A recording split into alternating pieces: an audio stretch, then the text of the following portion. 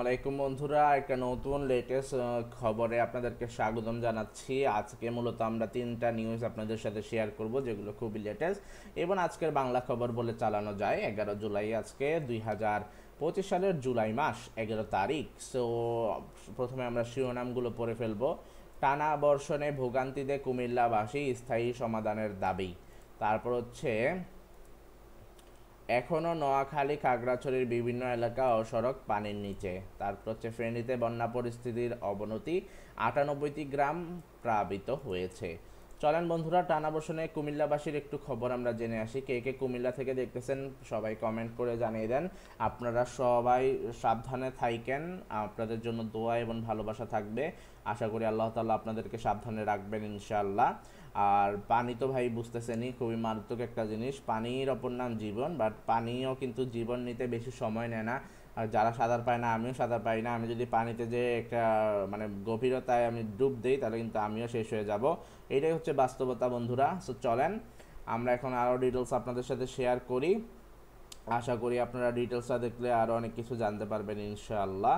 So আমরা যে কাহিনীগুলো আজকে শেয়ার করব তা হচ্ছে টানা বর্ষণে কুমিল্লা শহর ও নগরীর বিভিন্ন এলাকায় দেখা দিয়েছে জলাবদ্ধতা। এতে ভোগান্তিতে পড়েছে এ অঞ্চলের বাসিন্দারা। সো আশা করি বুঝতেই পারতেছেন বন্ধুরা। টানা বর্ষণে কুমিল্লা শহর ও নগরীর বিভিন্ন এলাকায় দেখা দিয়েছে জলাবদ্ধতা। এতে ভোগান্তিতে পড়েছে অঞ্চলের বাসিন্দারা, আপনারা তো দেখতেই পারতেছেন। বৃহস্পতিবার 10 জুলাই দেখা গেছে ভারী বর্ষণে নগরীর ঠাকুরপাড়া, নজরুল এভিনিউ, রেসকোর্স ও বিসিক শিল্পনগরী সহ বিভিন্ন এলাকা সড়ক পানির নিচে তলিয়ে গেছে। ওকে, সো আমরা যদি আরও ইনফরমেশন দেখি, তারপর আমরা পাচ্ছি ভারী বর্ষণে নগরীর ঠাকুরপাড়া, নজরুল এভিনিউ, রেসকোর্স ও V6 শিল্পনগরের বিভিন্ন এলাকা সড়কে পানির নিচে তলিয়ে গিয়েছে। ওকে বন্ধুরা, আশা করি বুঝতেই পারতেছেন। যাই হোক, আমরা আরও ইনফরমেশন আপনাদের সাথে শেয়ার করি। তা হচ্ছে জলমগ্ন এসব এলাকায় চলাচলে ব্যবসায়িক কার্যক্রম অব্যাহত বা ব্যাহত হচ্ছে। জলাবদ্ধতার জন্য অপরিকল্পিত ড্রেনেজ ব্যবস্থাকে দায়ী করেছেন স্থানীয়রা। 14 বছরেও সমাধান না হলে এই সিটি কর্পোরেশনের কাজ কি, এমন প্রশ্ন তুলেছেন তারা।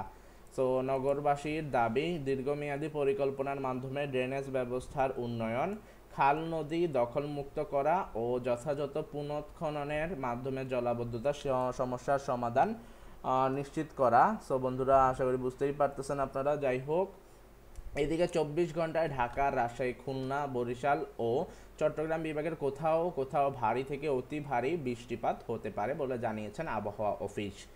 ওকে বন্ধুরা, সো পরবর্তী খবর আমরা চলে যাই। এখনও নোয়াখালী খাগড়াছড়ির বিভিন্ন এলাকা ও সড়ক পানির নিচে। ওকে, সো টানা ভারী বর্ষণ ও পাহাড়ি ঢলে খাগড়াছড়ির বেশ কিছু নিচু এলাকা প্লাবিত হয়ে আছে, জলাবদ্ধতা হয়েছে।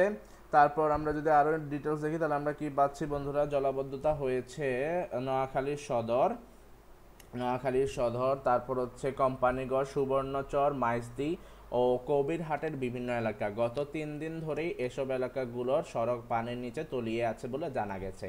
সড়কের পাশাপাশি কোথাও আরও বাসাবাড়ি, দোকানপাটেও পানি ঢুকেছে।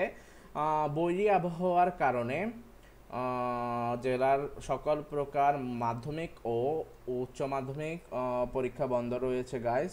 সো ওকে, পাঠদান পরীক্ষা বৃহস্পতিবার 10 জুলাই সকাল 5টা পর্যন্ত 24 ঘন্টার নোয়াখালীতে 120 মিলিমিটার বৃষ্টিপাত হয় বলে জানিয়েছে আবহাওয়া অফিস। একদিনে টানা বৃষ্টিতে বেড়েছে খাগড়াছড়ির মাইনী নদীর পানি। দীঘিনালার বিভিন্ন সড়ক জলমগ্ন অবস্থায় রয়েছে। পানির নিচে থাকায় মেরুন লংদু সড়কে বন্ধ রয়েছে যান চলাচল। সো আশা করি বুঝতেই পারতেছেন। ওকে, সো আমরা এখন যেহেতু বন্ধ রয়েছে যান চলাচল, সো ওকে, আমরা আশা করি বুঝতে পারছি। এখনও নোয়াখালী খাগড়াছড়ির বিভিন্ন এলাকা ও সড়কে পানির নিচে। তারপর আমরা আরেকটা যদি নিউজে যাই, আমরা পাচ্ছি ফেনীতে বন্যা পরিস্থিতির অবনতি, 98টি গ্রাম প্লাবিত। সো আমরা যদি এই নিউজটা দেখি, আমরা কি পাচ্ছি, ফেনী করেসপন্ডেন্ট। গত বছর বন্যায় ক্ষয়ক্ষতি না শুকাতেই আবারও বন্যার মুখোমুখি হলো ফেনীবাসী। এবারের ভয়াবহ বন্যায় ফুলগাজী ও পরশুরাম ওকে পরশুরামের মানুষের সময় কাটছে চরম অনিশ্চয়তায়। সো বন্ধুরা আশা করি বুঝতেই পারতেছেন। যাই হোক, আমরা যদি আরও ইনফরমেশন দেখি তাহলে আমরা কি পাচ্ছি। ওকে, আরও ইনফরমেশন দেখলে আমরা পাচ্ছি মূলত আমাদের এখানে বা ওইখানে প্রচুর মারামারি হচ্ছে এবং প্রচুর জলাবদ্ধতা সৃষ্টি হয়েছে। বৃহস্পতিবার 10 জুলাই সরেজমিনে বন্যা পরিস্থিতির অবনতি দেখা গেছে। মুহুরী, কহুয়া ও সিরোনিয়া নদীর পানির তোপে আরও কয়েকটি স্থান বেড়িবাঁধ ভেঙেছে। প্লাবিত হয়েছে প্রায় 100 মতো গ্রাম। শেষ খবর পাওয়া পর্যন্ত মুহুরী নদীর পানি এখনও বিপদসীমার নিচে রয়েছে। কহুয়া ও সিলোনিয়া নদীর পানির উচ্চতাও কমেছে, তবে ভাঙ্গন কবলিত জায়গা থেকে পানি ঢুকছে লোকালয়ে। সব মিলিয়ে বাঁধের অন্তত 21টি ভাঙ্গা স্থান দিয়ে লোকালয়ে পানি ঢুকেছে বলে জানা গেছে।